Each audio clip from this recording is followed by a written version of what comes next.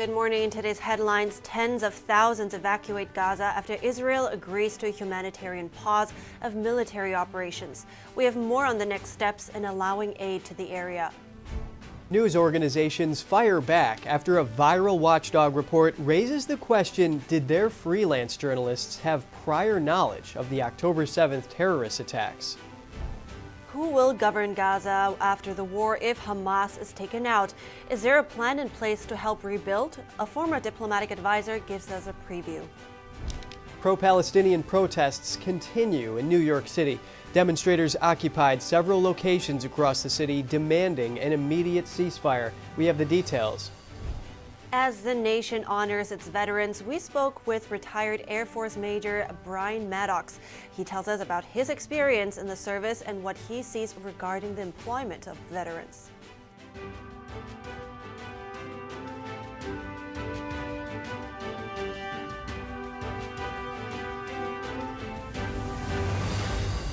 Good morning. Welcome to NTD. I'm Kevin Hogan. Good morning again. Also from me, I'm Evelyn Lee. We have made it to Friday. Once again, it's November 10th, and it's also one day before Veterans Day. So we want to take this one moment to thank all the veterans out there. Thank you for your service. Yes, ditto. And I actually have a lot of military and retired military in my family, and one of them is a CB.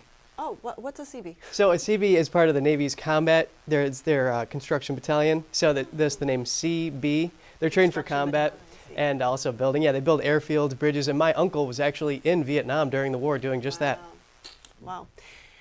Impressive. But also we have other news to get to right now. Israeli officials reported that some 80,000 people fled northern Gaza yesterday through an evacuation corridor. This after Israel agreed to allow daily 4-hour pauses of military operations in areas of northern Gaza. The move comes as a first step towards allowing humanitarian aid into the area and allowing more civilians to evacuate the area. Meanwhile, an Egyptian border official says around 700 foreign nationals arrived in Egypt yesterday. They evacuated Gaza through the Rafah border crossing. Here's NSC spokesman John Kirby. The way it's going to work is about 3 hours before the pauses will begin. The Israelis will, through a variety of means, notify civilians living in northern Gaza that the pause is going to start, and here's when, and also advise on the safest corridor, the safest passage out. Israel has paused military operations for several hours at a time for the past several days to allow civilians to evacuate south. It marked the first break in fighting since the war began 4 weeks ago. But according to Israeli Prime Minister Benjamin Netanyahu, there would be no ceasefire without prior release of hostages held by Hamas. National Security Council spokesman John Kirby said the agreement marks a positive first step in easing the humanitarian crisis in Gaza. He added that the pauses would provide brief windows of opportunity for the safe passage of hostages. A senior Israeli official told CNN the pauses will be localized and target different areas each time. When asked when the 4-hour windows would start, he said really soon. Now let's hear more about what's happening in Gaza and in the war. We're bringing in IDF spokesperson Lieutenant Colonel Peter Lerner. Thank you so much for joining us today. Good morning, Colonel. So first, please tell me more about the humanitarian pauses we just heard about that Israel agreed to. What exactly is happening during those 4 hours every day?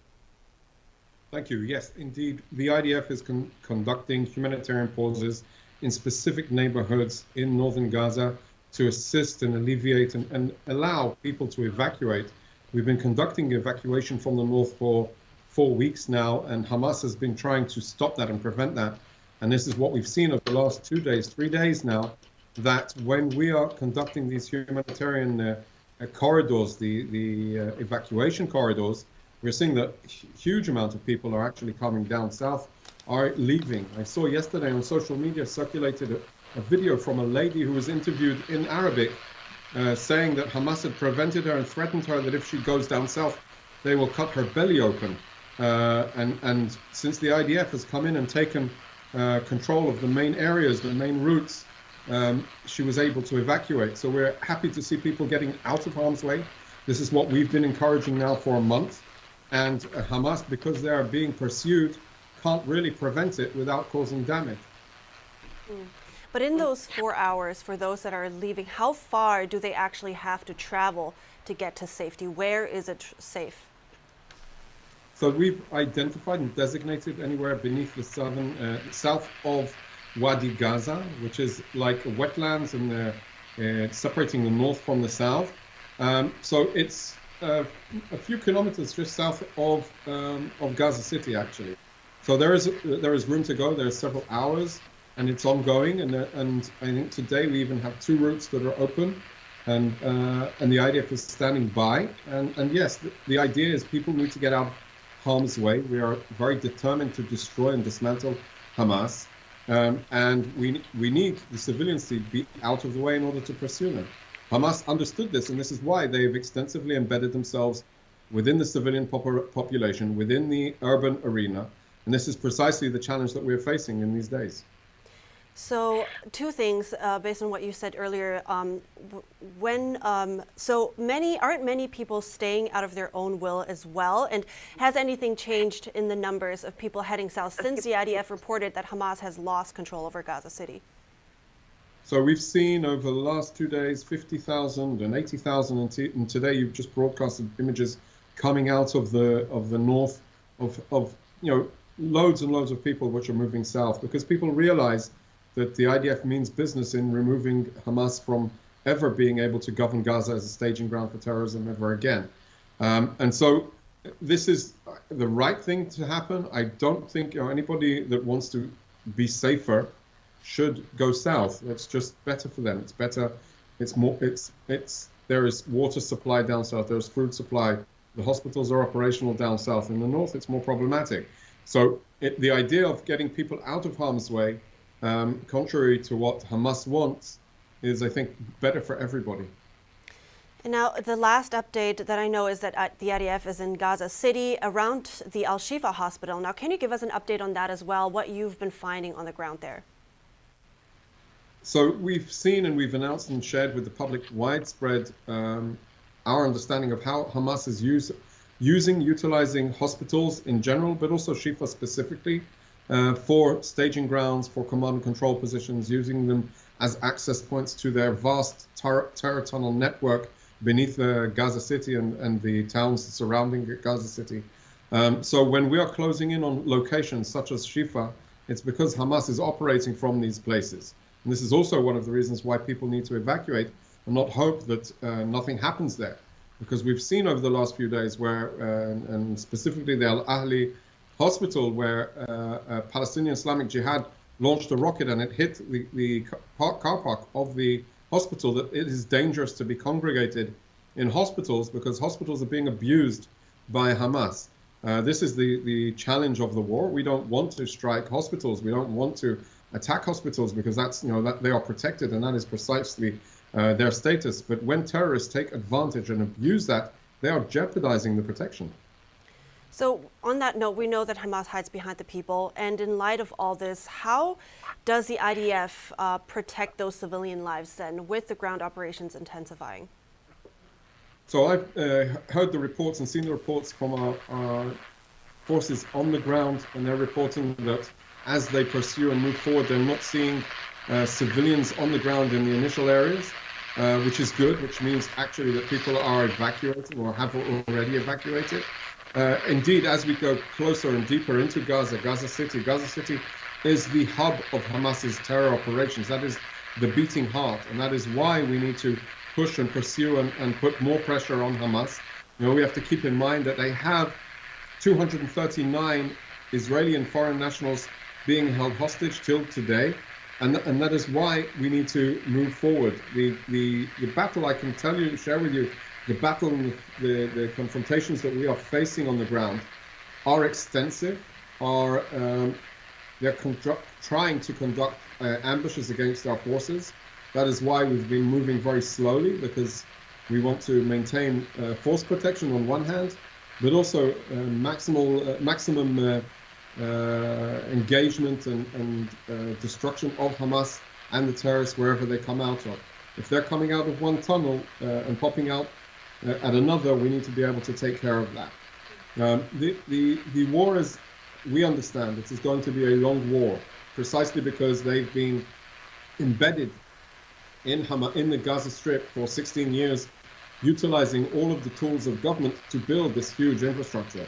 just the understanding that hundreds of miles of tunnels beneath Gaza City, just and the Gaza Strip as a whole, just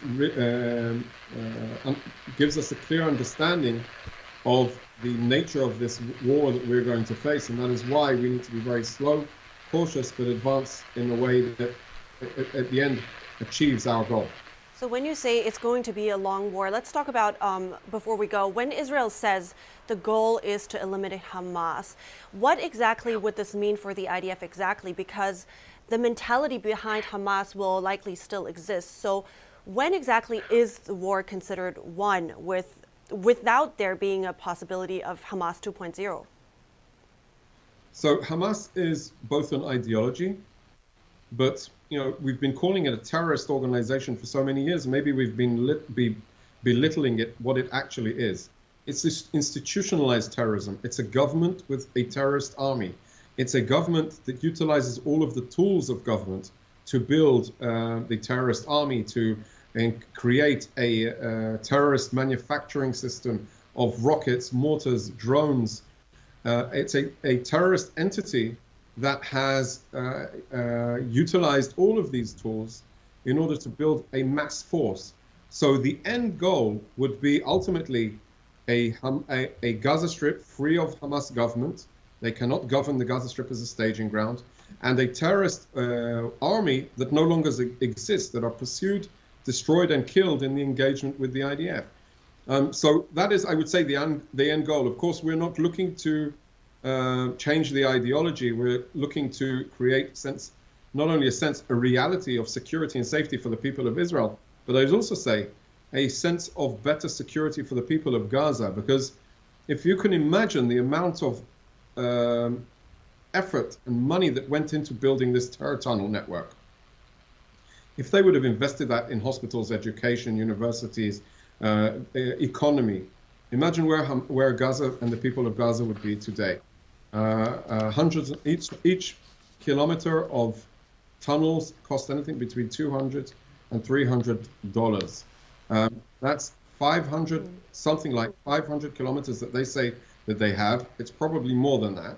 But that's just the amount that they've invested in this terror system in its own, without talking about the drones and the training and the war building and the paychecks that they paid the terrorists that breached the perimeter on the 7th of October.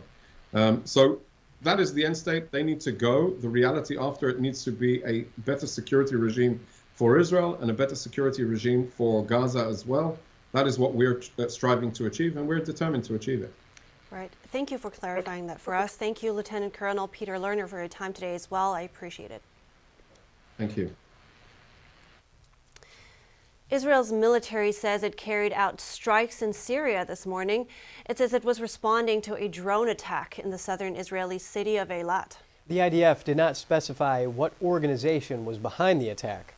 Yemen's Houthi terrorist group said it fired ballistic missiles toward the Red Sea port city. Eyewitness footage recorded yesterday shows people running while air sirens blare. The military says the identity of the drones is under review. It caused light damage to a civilian building, but there were no reported injuries. The IDF said the Syrian regime is fully responsible for all terror activity carried out from Syrian territory. It warned it could respond severely to any attempts to harm Israel. And coming up, the U.S. Senate passes a resolution condemning Hamas. Hear more on what the Senate calls the brutal terrorist attacks. The Treasury says the U.S. and its allies will add more sanctions against Hamas, focusing on one particular area. Find out more about the upcoming crackdown. How will Israel pull out of Gaza? Who will it give control of Gaza to if it succeeds in wiping out Hamas terrorists? We hear from a former ambassador's advisor.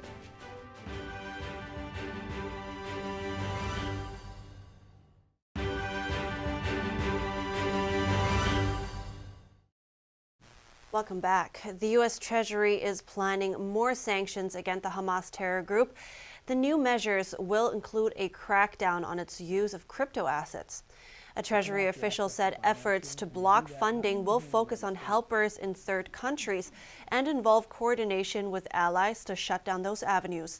The official said crypto is not where most Hamas funding comes from. However, he noted crypto use would increase if the industry doesn't add safeguards and work to prevent money laundering. The Senate passed a bipartisan, unanimous resolution yesterday condemning the October 7th Hamas attack on Israel. The resolution demanded hostages be given medical care and released immediately, and that the U.S. lead a global effort to free all hostages. The resolution was co-sponsored by over 40 senators from both parties. It condemned Hamas for its, quote, premeditated, coordinated, and brutal terrorist attacks on Israel. Israel will pause military operations in parts of northern Gaza for 4-hour periods each day, allowing Palestinians time to flee south and receive aid. GOP presidential candidate Christie announced he will travel to Israel this weekend. Christie revealed his travel plans at a New Hampshire town hall meeting. Take a look. If you really want to lead, you need to go over and show the people of Israel that one person running for president of the United States cares enough to get on an airplane and get over there and do what needs to be done to find out how we fix this problem. He will be the first Republican presidential candidate to visit Israel since the conflict began. Christie said he plans to visit the families of some Hamas hostage victims. And the husband of Vice President Kamala Harris visited Cornell University yesterday to meet with students and administration. He made the visit to offer support to the Jewish community at the New York University after threats of violence there. Emhoff, who is Jewish, hosted a roundtable with Jewish students, Cornell's president, police officers, and others. The discussion took place in the same kosher dining hall that was closed due to death threats allegedly made by a Cornell student. The student was arrested and is currently held without bail. The White House said Emhoff offered messages of hope and encourages the students to take pride in their Jewish faith. He also talked about the Biden administration's work to combat anti-Semitism and increasing security in schools and college campuses. And pro-Palestinian rallies continue in New York City. Thousands marched through Midtown Manhattan yesterday, protesting Israel's attacks on Gaza. It's the latest in a series of protests in the city. Demonstrators occupied the lobby of the New York Times and other locations in the city, demanding an immediate ceasefire. They accused the Times of showing a bias toward Israel in its coverage of the war. The protesters remained in the lobby for over an hour, reading off names of Palestinians killed in Gaza. Demonstrators also entered BlackRock's office in Hudson Yards, New York yesterday. They held a banner in the lobby of the building, accusing its asset manager of complicity in the war on Gaza. Protests also happened outside the district office of Congresswoman Yvette Clarke yesterday. Hundreds gathered outside of her office in Flatbush, New York, demanding an immediate ceasefire. Earlier yesterday, dozens of students protested at schools across the city. Thursday's protests were the largest in the city over the last few weeks. Many Hamas terrorists filmed the murderous attacks on October 7th. Basic GoPro training was even found in a manual located on a dead terrorist's body. The apparent attempt to collect propaganda material during raids included indiscriminate shooting in neighborhoods, the murder of innocent civilians, and hostage-taking. But they may not have been the only ones documenting war crimes in southern Israel that day. Now the Israeli government is demanding answers after a viral report asked why Gaza-based photojournalists working for major media outlets were in the right place at the right time on the morning of the attack. NTD's Jeremy Sandberg tells us more. New York City-based press watchdog Honest Reporting is questioning if freelance journalists with the Associated Press, Reuters, CNN, and the New York Times had prior knowledge of the October 7th attacks. The article presents ethical questions about why they happened to be there when Hamas terrorists breached Israel's border fence with armored bulldozers and why they decided to go along to capture the carnage. One freelance journalist, Hassan Aslaya, had his pictures published by AP of a burning Israeli tank and terrorists storming a gated kibbutz, setting a house on fire. The report noted he was not wearing a press vest at the time and that the media still chose to publish his work. Youssef Massoud, who works for AP and the New York Times, also captured the destroyed tank, along with two Reuters journalists who took pictures of a mob brutalizing the body of an Israeli soldier.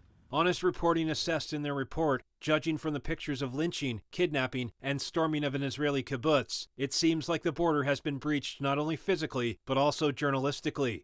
Gil Hoffman, the executive director of Honest Reporting, told I-24 News, Honest Reporting did not print accusations that the journalists definitely knew, only evidence. We did not say they were embedded. We raised questions. Were they? We were just wondering why they were there with these pictures so early into the attack. IDF spokesperson Jonathan Conricus says a thorough investigation is needed before jumping to conclusions, and that it's a journalist's job to report what's happening on the ground, including the atrocities and violence of war. He says distinguished and merited media organizations have questions to answer about journalists' connections to Hamas. But it's what's been happening since October 7th in the media that Conricus says worries him the most. Very important international outlets, and what they report on the ground is essentially what enters the so-called the bloodstream of international media and is then reported around the world. Conricus says credibility is questioned when a journalist like Hassan Aslaya, who's being kissed by Hamas leader Yahya Sinwar in this photo, is being employed. How much does Hamas control and coerce media? What things can be reported about reality on the ground that are not convenient for Hamas? I'll tell you the answer, very little or nothing. And how is this okay with international media?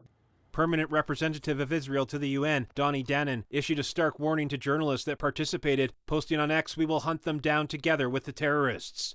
Israeli Minister of Communications Shlomo Karhi, in an open letter Thursday, demanded an investigation from the medias and a swift and thorough response. The medias deny having any prior knowledge of the attacks. AP stated its role is to gather breaking news and information, even when horrific.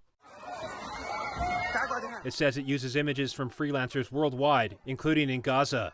Reuters says the photographs it published were taken 2 hours after Hamas fired rockets across southern Israel and over 45 minutes after Israel said terrorists crossed the border. CNN and AP say they've cut all ties with Aslaya and that he wasn't working for them on October 7th. The New York Times accused Honest Reporting of spreading vague and untrue claims, and that a review of Youssef's work shows he was documenting tragedy as it unfolded. It says he was not working for them the day of the attack. It also defended freelance journalists working in conflict areas for rushing into danger to provide first-hand accounts and documentation. Jeremy Sandberg, NTD News. Israel's Prime Minister Benjamin Netanyahu says Israel does not seek to occupy or govern Gaza, but he says a credible force is needed to prevent another terrorist group like Hamas from taking root. Netanyahu made the comments on Fox News yesterday. He also said a ceasefire is not an option until the hostages are released. Here's the Prime Minister on Fox. I think it's clear what Gaza's future has to look like.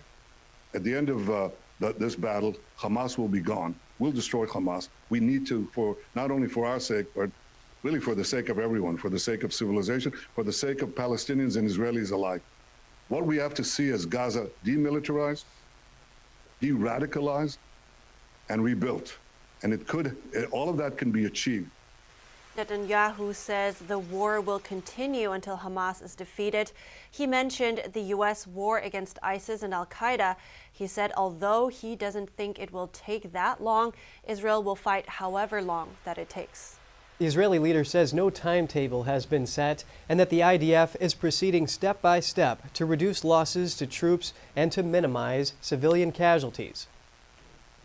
And now we're bringing on Aryeh Lightstone, a former senior advisor to the U.S. ambassador to Israel, for a preview of what might become of Gaza after the war. Aryeh, thank you for your time this morning. If Israel does succeed in its goal of eradicating Hamas, what entity would govern Gaza? Well, I think it depends on who steps up to the plate and who is governing the United States of America at that point in time. Reflexively, Tony Blinken has said, let's go back to a two-state solution, which ultimately means that he wants Ramallah by Abbas to go ahead and to govern both the West Bank, Judea and Samaria, as well as Gaza. That's a failed idea. It's been a failed idea for 30 years, and all it does is doom the region to repeat itself. What Prime Minister Netanyahu spoke about yesterday was not just demilitarizing Gaza, but de-radicalizing Gaza. And if you can remove the radical elements from Gaza, which granted, I think is harder than demilitarizing Gaza, then you have an opportunity to build what people used to call Singapore of the Middle East, but I'd like to redescribe it as Dubai of the Middle East, because there is a model to actually make this work here. So can you lay out some of the possibilities of who could govern, whether that's Fatah, whether that's a PA?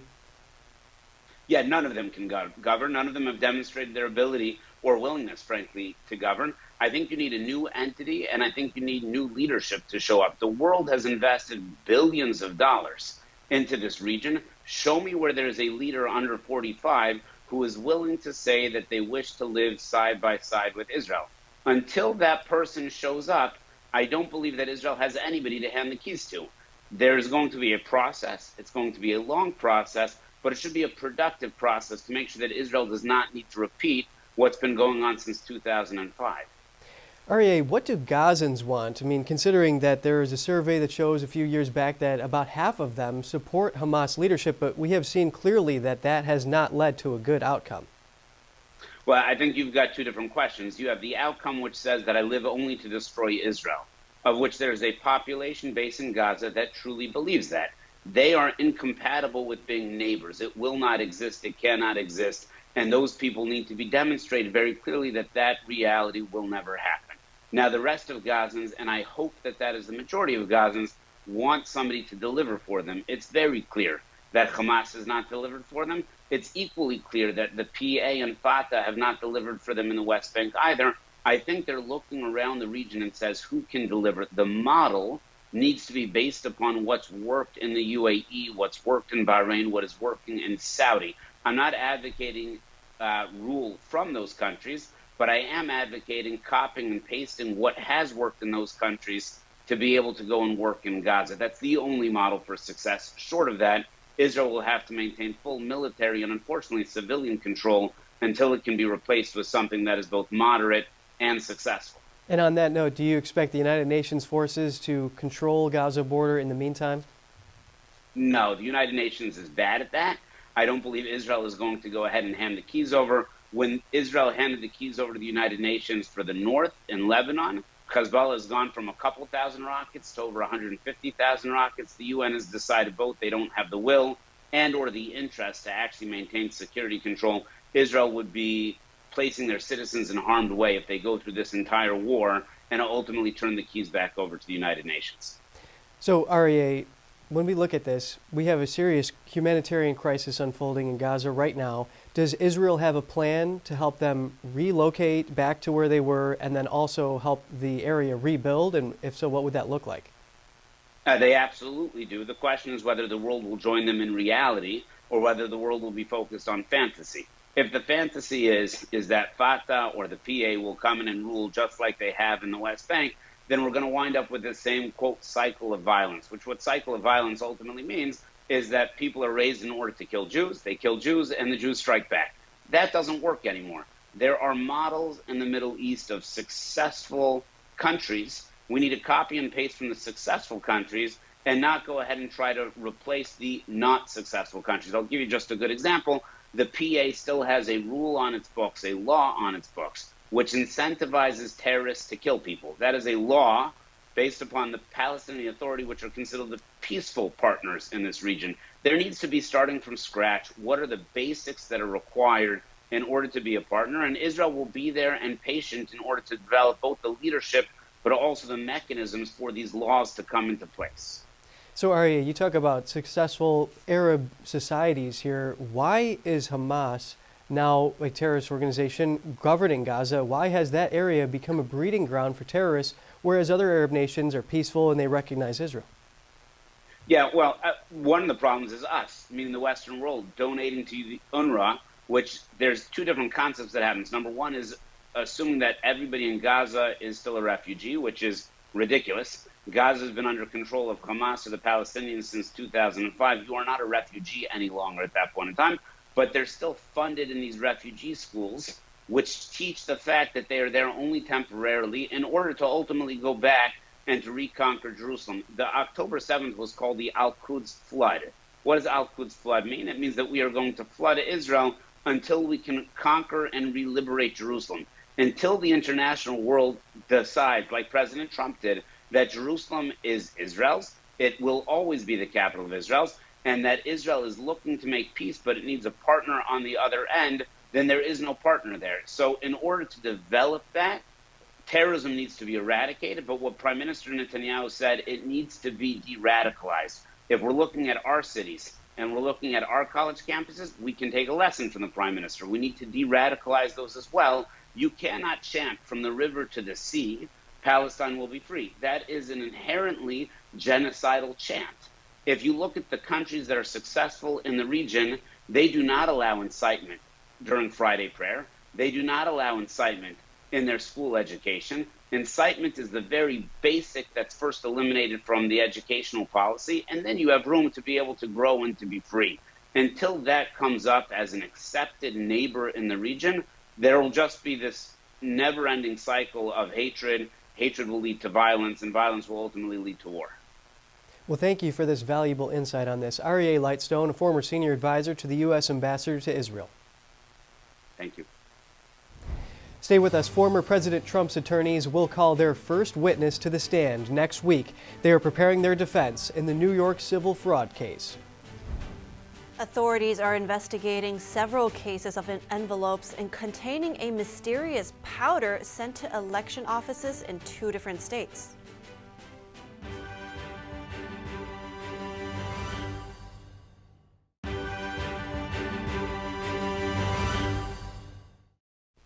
Good to have you back. Senator Joe Manchin will not be seeking re-election. The West Virginia Democrat made the announcement yesterday. Take a look. I will not be running for re-election to the United States Senate. But what I will be doing is traveling the country and speaking out to see if there is an interest in creating a movement to mobilize the middle and bring Americans together. Many have been speculating whether Manchin will run for president as a third-party candidate. Some say he plans to do so with the No Labels political movement. Yesterday's announcement is another hint that Manchin might be aiming at the White House. He wrote that he'd fight to unite the middle and repeatedly mentioned things such as the economy, the southern border, and overall safety in communities. He says these issues are neither Democrat nor Republican. Voters in the largely red state of West Virginia may elect a Republican to Manchin's open seat, possibly helping the GOP take control over the Senate. And former President Donald Trump's lawyers will begin their defense in his civil fraud case on Monday. His eldest son, Donald Trump Jr., will be the first witness called by Trump's defense team.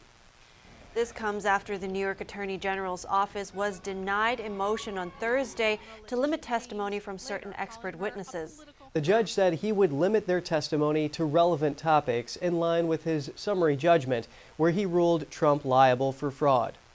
The defense filed a motion on Thursday to toss the remaining 6 claims in the case, but so far there has been no ruling. Trump's attorneys said they may call Eric Trump and Trump Sr. back to the stand. A Michigan court is deciding if the state can kick former President Trump off the ballot. NTD's legal correspondent Arlene Richards has the details on the growing challenge to Trump's candidacy and the arguments in court yesterday. Thank you. Please be seated. A Michigan judge specially selected to preside over a case that he normally wouldn't handle to determine whether or not Michigan's Secretary of State Jocelyn Benson can keep former President Trump off the state's ballot. In separate hearings Thursday, Judge James Robert Redford heard arguments on cases filed against Benson. Trump tried to get the cases dismissed, but the judge rejected it. Trump now plans to file his own complaint. In arguments Thursday, activists in 2 separate suits say the 14th Amendment disqualifies Trump from running in the 2024 election because of his involvement in the January 6th Capitol breach, and that Benson has the authority to remove his name from the state's presidential primary ballot. She has the initial authority under Article 11, Section 1 of the Michigan Constitution, as well as under Michigan Election Law 168.31, to make a determination as to whether or not any presidential candidate meets the qualifications.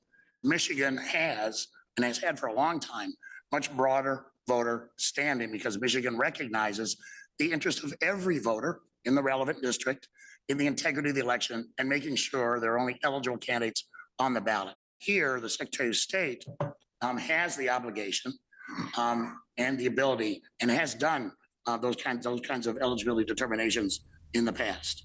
The Secretary of State doesn't dispute that the process requires her to ensure potential candidates are eligible. But the question is, what is our authority here today with respect to a presidential primary candidate? There's just nothing in those statutes or, even a generic sort of administrative process or anything that gives us the authority. Trump isn't a party to these cases, but his attorney was allowed to weigh in. He said the law should be read in its entirety. Allowing a state secretary or other agency to disqualify a candidate from even running has an impact beyond the state. Under Michigan law, there's no such power, and under federal law, there's no such power. Lawsuits to disqualify Trump have emerged in multiple states, including Colorado and Minnesota. The suits cite a federal law from the 1800s that prohibits holding office for those who swore an oath to uphold the Constitution, but then engaged in insurrection against it. The Minnesota Supreme Court on Wednesday dismissed a suit that relied on this provision. The two-sentence clause in the 14th Amendment has been used only a handful of times since the years after the Civil War. Judge Redford is permitting Trump to file his own complaint against the Secretary of State. Redford plans to issue 3 separate orders as quickly as possible. Authorities are investigating after election officers found suspicious envelopes this week. It happened in 2 separate states, Washington State and Georgia. Georgia Secretary of State Brad Raffensperger said Fulton County election workers intercepted a suspicious letter before it reached the office. He called the incident an act of domestic terrorism. Washington Secretary of State Steve Hobbs said election workers in several counties discovered envelopes on Wednesday that contained powdery substances. 4 of the envelopes tested positive for fentanyl. Another tested positive for baking soda. Here's his reaction. This is a horrible tragedy and just bringing terror and fear to these election workers who are just trying to do the right thing and just process the election. The Department of Justice aims to protect the right to interstate travel for those seeking legal abortions. The DOJ said yesterday that the Constitution protects the right to travel across state lines to take part in legal conduct in another state. It said states can't stop third parties from helping others exercise that right. The Department's statement of interest is a response to lawsuits in Alabama. They were filed because the state's attorney general threatened to prosecute people who assist women in getting legal abortions in other states. After the Supreme Court overturned Roe v. Wade last year, the DOJ has challenged abortion restrictions it says conflict with federal law. Alabama's attorney general did not respond to a media request for comment. An American lawyer is accused of fatally shooting 2 climate protesters in Panama. The shooting occurred on Tuesday on the Pan American Highway in the Chame sector. Kenneth Darlington was filmed as he approached a group of protesters blocking the highway. The demonstrators were protesting a proposed mining contract for a Canadian company. Local media caught the shooting on camera. Footage shows Darlington waving his gun around during an argument with demonstrators before firing his weapon. 1 protester died at the scene, while another was pronounced dead at the hospital. Police later took Darlington away. Darlington was also arrested in 2005 after local authorities found firearms at his Panama City apartment. The firearms included an AK-47 and an M16. He was later acquitted after claiming in court that the weapons were part of a collection. Darlington holds both American and Panamanian citizenship. He faces charges of murder and illegal possession of a firearm. Up next, Meta is returning to the Chinese market. The company struck a deal with a Chinese technology firm after its platforms were banned nearly 15 years ago. But what will the deal include? And your sugary donut cravings could be satisfied at a Mcdonald's soon, with Krispy Kreme set to expand its partnership with the fast food giant. Stay tuned for that story.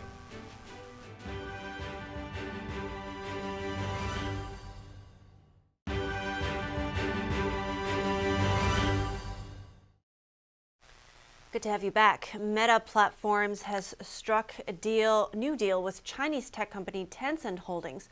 That's according to a report yesterday from the Wall Street Journal. The deal revolves around selling a new low-cost virtual reality headset in China. The deal comes as Meta is trying to regain market opportunities in a country where Facebook and Instagram remain blocked.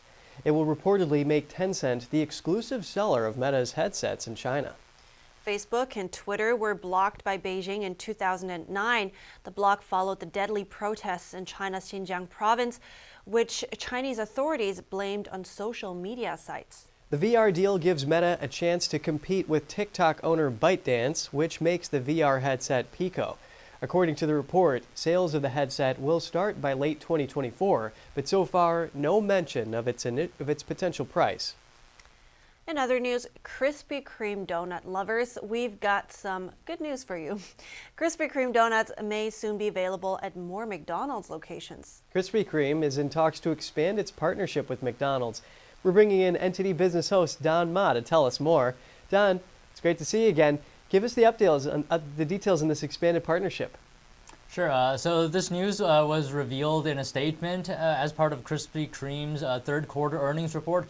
The partnership is actually part of a broader strategy to increase the number of places to get your sugary glazed fix.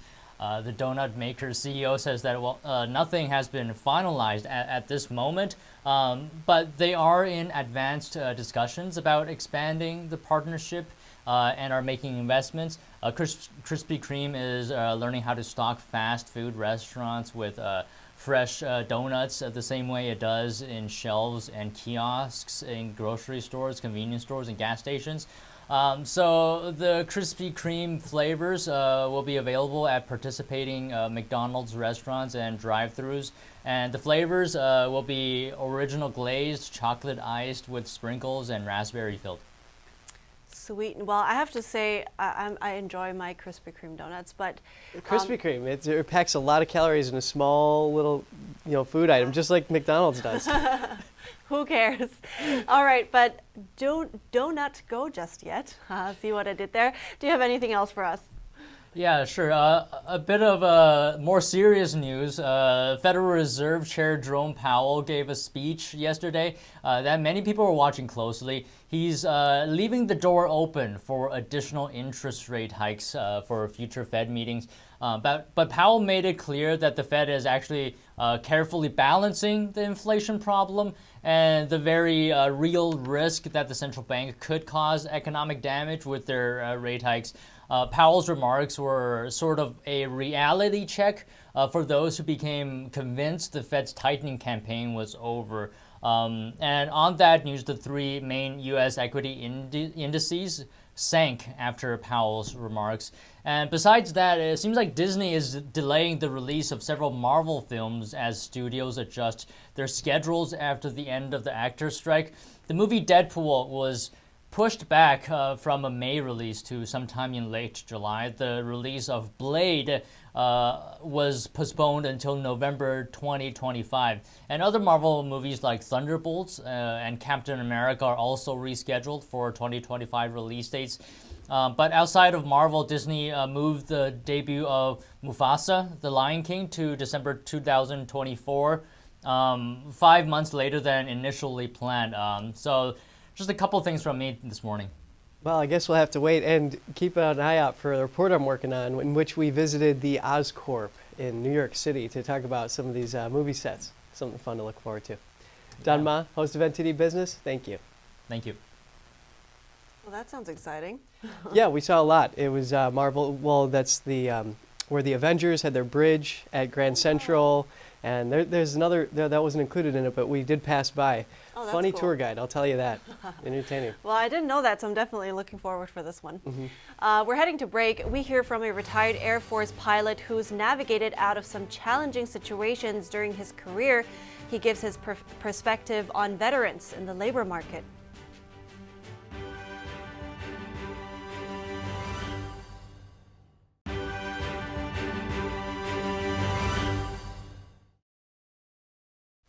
Welcome back, and as the nation prepares to honor its veterans, let's hear from retired Air Force Major Brian Maddox on his experience in the service and what he sees regarding the employment of veterans.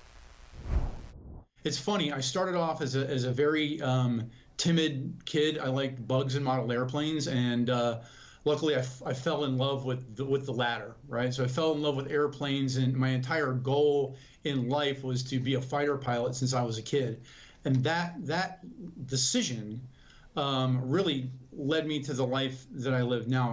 I attended the United States Air Force Academy, proud graduate of that institution, class of 1991, Bold Gold. And then went on to become a pilot in multiple different aircraft, to include the F-15E Strike Eagle fighter pilot, the U-2 spy plane, and I finished off my career doing operational test and evaluation at the home of flight test, Edwards Air Force Base. That's excellent, Brian. And only a small percentage of people, as we know, become pilots. And you got to have great vision. You have to have a lot of things. Vision's one of them. So yes, I was blessed and lucky to have 20/20 vision. That's genetics. You can't help that. Excellent. So Brian, what was the most challenging moment for you in the service? So probably the most challenging individual moment. I was at 70,000 feet at 2 o'clock in the morning over Afghanistan. One night doing my job, and my airplane tried to turn upside down on me. There's a phenomenon called jamming, and I was being jammed, and so my navigational equipment was completely useless, and I was able, because of my training and pilot training, I was able to navigate myself from Afghanistan to our base in United Arab Emirates, just using basically a compass and a stopwatch. Wow, that is incredible. So glad that it worked out well in that crazy situation. I can imagine what you were going through at that moment. So Brian, tell us a little about the leadership landscape here. Are businesses wise to hire military people? Absolutely, and I think my personal impression is that veteran hiring is an underserved, if you will, phenomenon. I believe that veterans bring three things to the table that are critical to current businesses, and that is servant leadership, teamwork, and adaptability, and the ability to problem solve. So in your experience, have you seen businesses be in line with that and go and seek out these resilient members of the U.S. military and those that are retired? You know, that's a difficult question to answer, because the way I've been, the vibe that I get now, I'm going to caveat this a little bit, because I retired in 2011 and I've been working in industry ever since. So I haven't been that close necessarily to the hiring problem or the hiring issue, if you will. But I feel like just the vibe that I feel is that the hiring of a veteran is like you're doing the veteran a favor, perhaps. Is just the impression I guess I get, and I would say that is as far from the truth as you can get. If you're hiring a veteran, again, you're hiring someone who has servant leadership mindset, who has teamwork skills, who has infinite problem-solving skills, and that's all above and beyond the functional role that you're hiring for. You can teach that.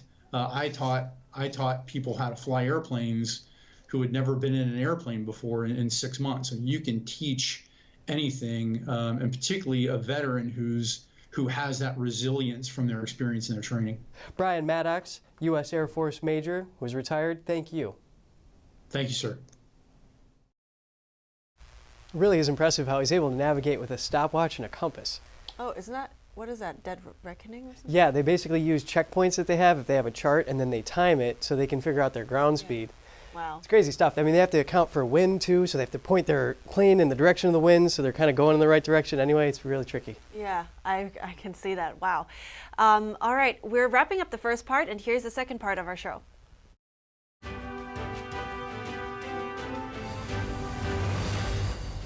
Tens of thousands flee northern Gaza after Israel agrees to a humanitarian pause to military operations.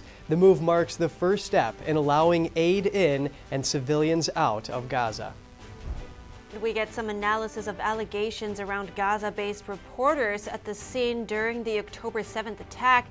How are they at the right place at the right time? A rabbi weighs in. Thousands take to the streets as pro-Palestinian protests continue in New York City. Demonstrators occupied several locations demanding an immediate ceasefire. A nonprofit organization honors veterans with live buglers to play taps at funeral services. Find out more about their mission.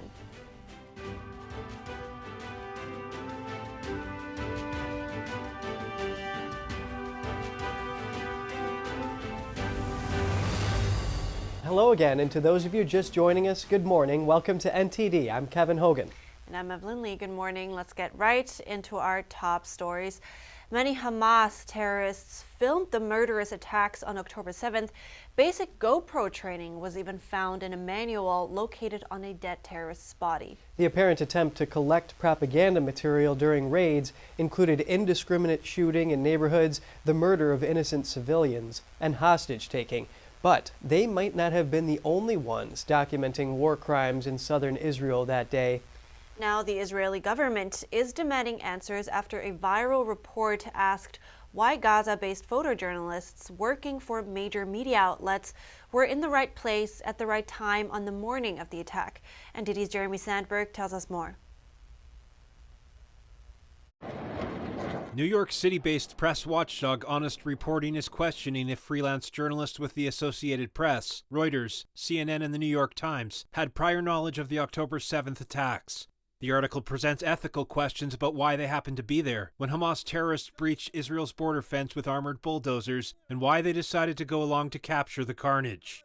One freelance journalist, Hassan Aslaya, had his pictures published by AP of a burning Israeli tank and terrorists storming a gated kibbutz, setting a house on fire. The report noted he was not wearing a press vest at the time and that the media still chose to publish his work. Youssef Massoud, who works for AP and the New York Times, also captured the destroyed tank, along with two Reuters journalists who took pictures of a mob brutalizing the body of an Israeli soldier. Honest Reporting assessed in their report, judging from the pictures of lynching, kidnapping, and storming of an Israeli kibbutz, it seems like the border has been breached not only physically, but also journalistically. Gil Hoffman, the executive director of Honest Reporting, told I-24 News, Honest Reporting did not print accusations that the journalists definitely knew, only evidence. We did not say they were embedded. We raised questions, were they? We were just wondering why they were there with these pictures so early into the attack. IDF spokesperson Jonathan Conricus says a thorough investigation is needed before jumping to conclusions, and that it's a journalist's job to report what's happening on the ground, including the atrocities and violence of war. He says distinguished and merited media organizations have questions to answer about journalists' connections to Hamas. But it's what's been happening since October 7th in the media that Conricus says worries him the most. Very important international outlets, and what they report on the ground is essentially what enters the so-called the bloodstream of international media and is then reported around the world. Conricus says credibility is questioned when a journalist like Hassan Aslaya, who's being kissed by Hamas leader Yahya Sinwar in this photo, is being employed. How much does Hamas control and coerce media? What things can be reported about reality on the ground that are not convenient for Hamas? I'll tell you the answer, very little or nothing. And how is this okay with international media? Permanent representative of Israel to the UN, Donnie Danon, issued a stark warning to journalists that participated, posting on X, "We will hunt them down together with the terrorists."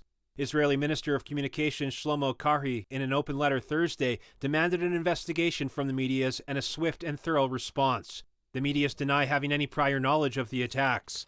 AP stated its role is to gather breaking news and information, even when horrific. It says it uses images from freelancers worldwide, including in Gaza.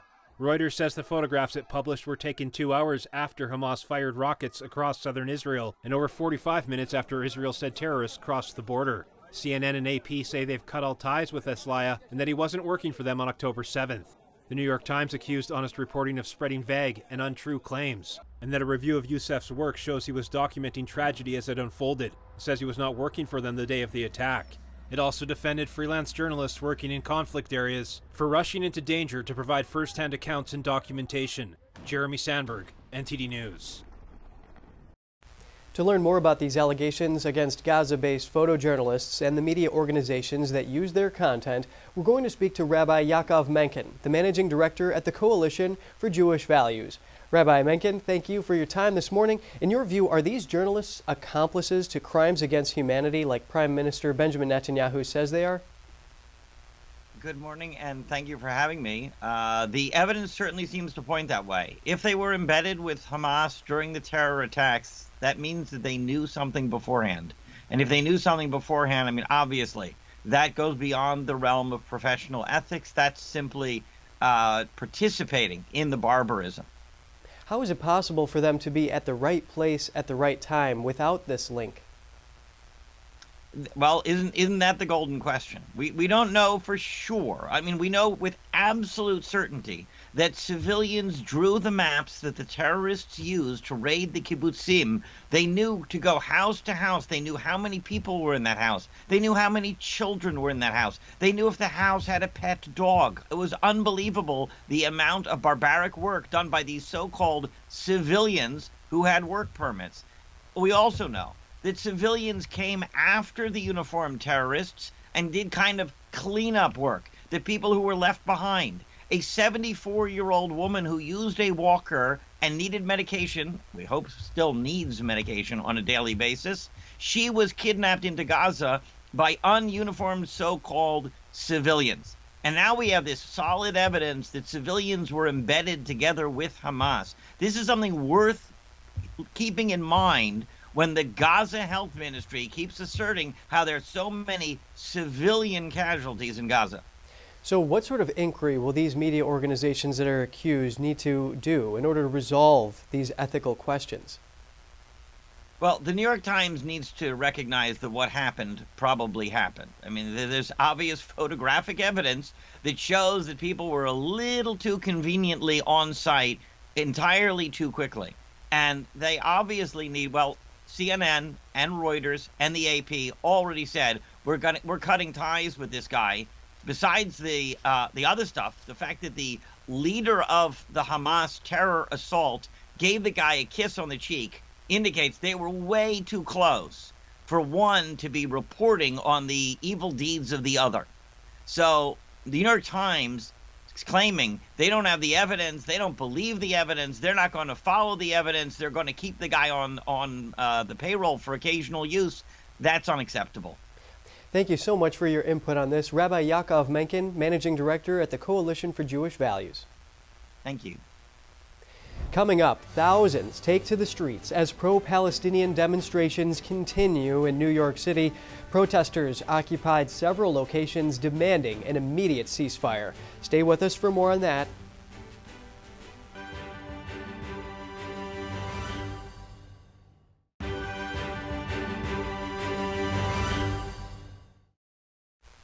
Good to have you back. Top cabinet officials of the U.S. and India are working to boost defense cooperation in the Indo-Pacific region. The officials met earlier today and are expected to discuss their mutual concerns over China. They will be joined by Secretary of Defense Lloyd Austin and India's Defense Minister. Here's Secretary of State Antony Blinken. We are promoting a free and open, prosperous, secure, and resilient Indo-Pacific, including by strengthening our partnership through the Quad with Japan and Australia. Israeli officials reported that some 80,000 people fled northern Gaza yesterday through an evacuation corridor. This after Israel agreed to allow daily 4-hour pauses of military operations in areas of northern Gaza. The move comes as a first step towards allowing humanitarian aid into the area and allowing more civilians to evacuate the area. Meanwhile, an Egyptian border official says around 700 foreign nationals arrived in Egypt yesterday. They evacuated Gaza through the Rafah border crossing. Here's NSC spokesman John Kirby. The way it's going to work is about 3 hours before the pauses will begin. The Israelis will, through a variety of means, notify civilians living in northern Gaza that the pause is going to start, and here's when, and also advise on the safest corridor, the safest passage out. Israel has paused military operations for several hours at a time for the past several days to allow civilians to evacuate south. It marked the first break in fighting since the war began 4 weeks ago. But according to Israeli Prime Minister Benjamin Netanyahu, there would be no ceasefire without prior release of hostages held by Hamas. National Security Council spokesman John Kirby said the agreement marks a positive first step in easing the humanitarian crisis in Gaza.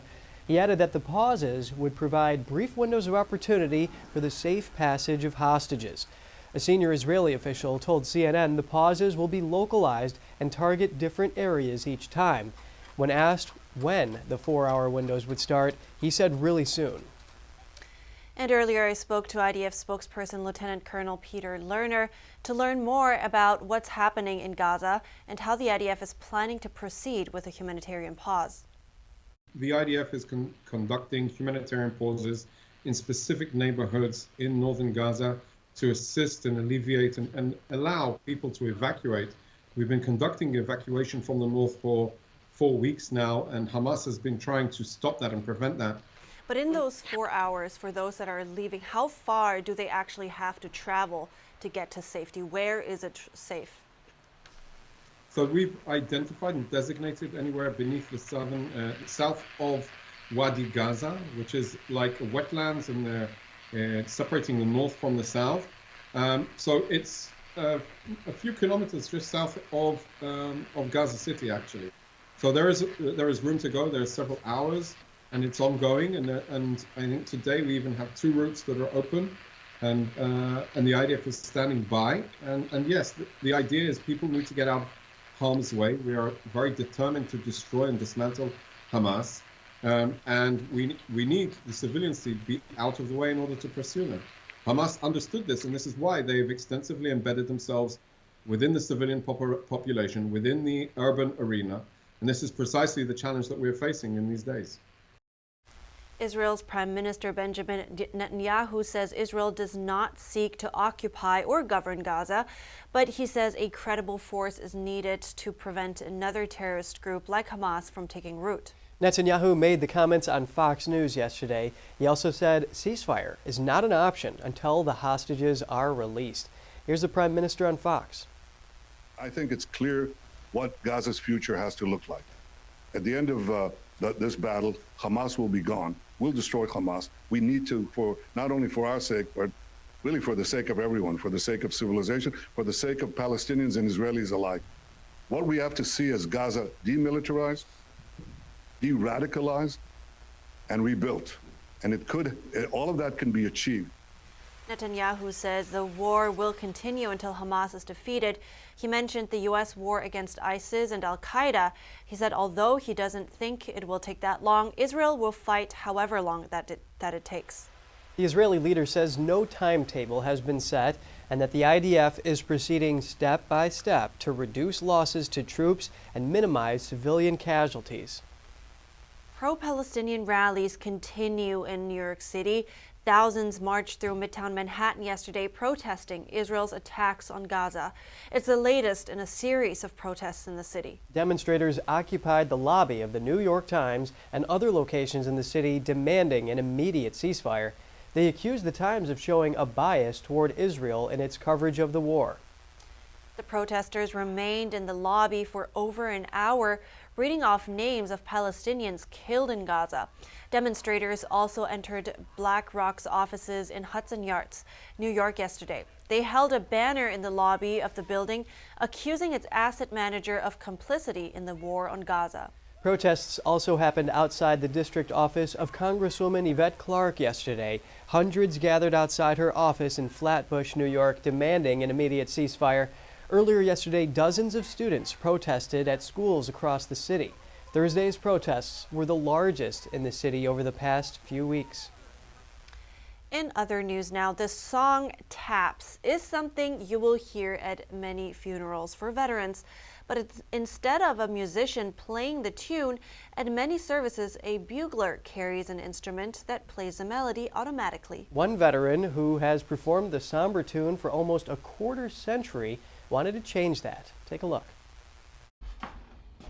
Of all the military bugle calls, none is more easily recognized, more apt to evoke emotion than the bugle call TAPS. TAPS is our national song of remembrance. It's a bugle call that was started during the Civil War and is actually started as a lights out call, but today is used as a final farewell to our military personnel. My name is Yari Villanueva. I am currently the president of TAPS for Veterans, a nonprofit organization that helps provide live buglers for military funerals. I'm also the executive director of the Doughboy Foundation. TAPS for Veterans came about because we saw a need for live buglers at military funerals. In the late 1990s, a lot of the military bands were being downsized, and because of that, there was a lack of military buglers available to play at funerals. At first they thought they could use a cassette recording, then they had a CD that was put out, but it looked very awkward to bring a boombox into a cemetery. So the idea was to have an electronic bugle, that is an instrument that had an insert in it that would play taps. However, we've always thought that the better option is to have a live bugler. However, unfortunately, the electronic bugler has taken precedence over a live musician. And this is something that we thought we could address and something that we could do better. We could have a live bugler. That was the impetus for forming TAPS for Veterans. We thought that it would be great to honor all veterans with a live performance of TAPS, and setting up a system whereby a family in need could reach out to us on our website and get a bugler so that we could honor that veteran. We have well over 1,200 buglers around the country who are willing to step up and serve. The emotion of a person playing it, the music coming from their heart, you know, that goes through the tubing out to the people hearing it, is really important. A live performance is just so much preferable over than a recorded one. I mean, no one wants to go to a symphony hall and sit and listen to a recording of a symphony. They want to see and hear the live musicians playing that. We understand how important it is to have the recording, but it's really important and paramount that a live bugler be used, especially when you have one who's there willing to give their services to honor that veteran. And at the bottom line, that's what it's all about, honoring that veteran for his or her service to our country.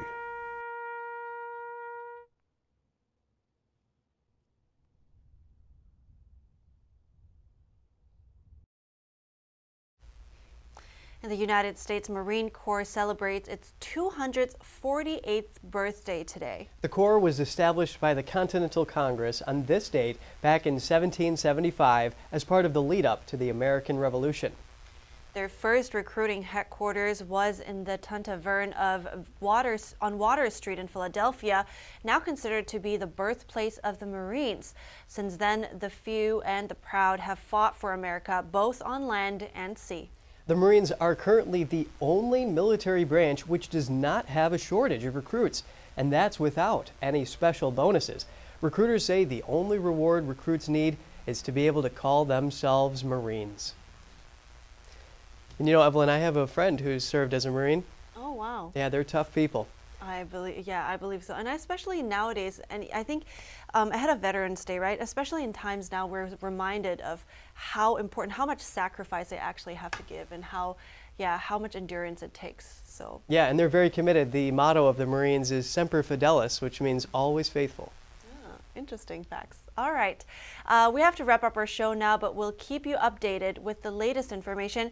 Stay tuned for our News Today broadcast at 11 a.m. Eastern Time. Thanks for watching and have a great weekend. I'm Evelyn Lee. Yes, and have a good Veterans Day. I'm Kevin Hogan.